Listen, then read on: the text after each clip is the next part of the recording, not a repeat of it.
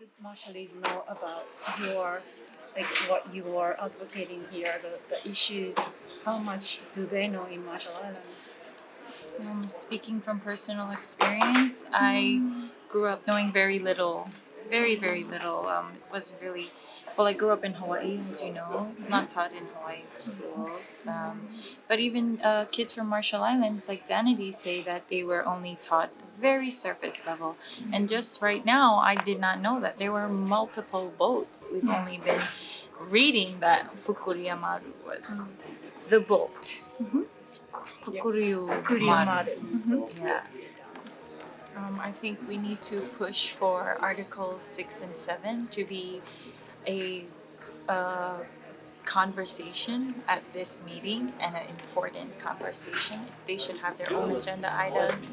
There should be monitoring of how these articles are implemented, and we need countries to report on how they are implementing. And I also think that international cooperation is important, because in the Marshall Islands we don't have the capacity to give justice to our victims. We look to the US for responsibility to do that, but international cooperation opens up another way for us to get justice for them. And I think that's why it's so important for us to be here, so that we can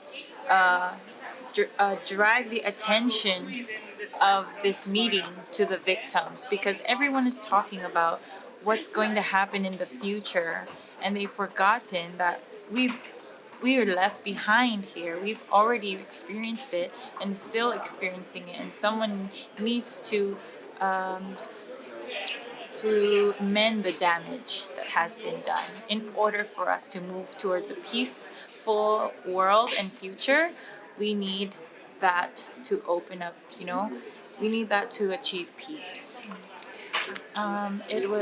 It's through our Marshall Islands activists like Kathy Jetno Kitchener. She uses poetry, storytelling. She uses, not only her, but other activists from our island that are pushing out the message in the social media.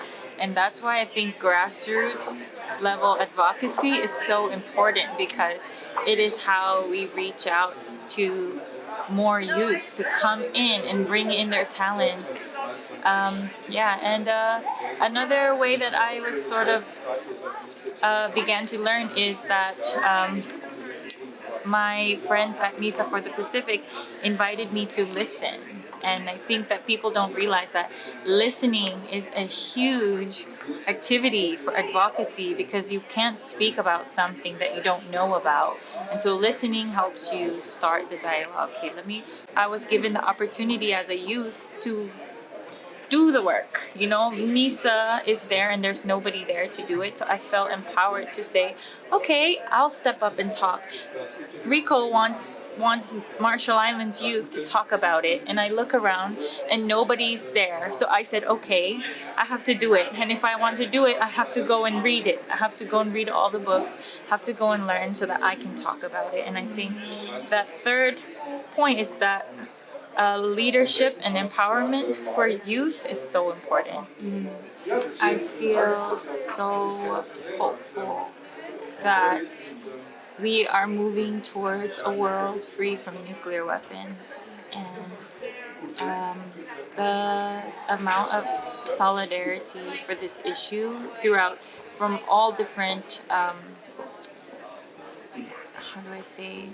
angles. Like, there is climate, there's women, and there's all different there's indigenous rights and colonialism, all different ways that we can relate to the movement, is something that sort of opened up my mind, and a tool for me to take back to my community and use these topics and dialogue to spread the message more. And once again, I would also like to say that I don't want our people to get left behind.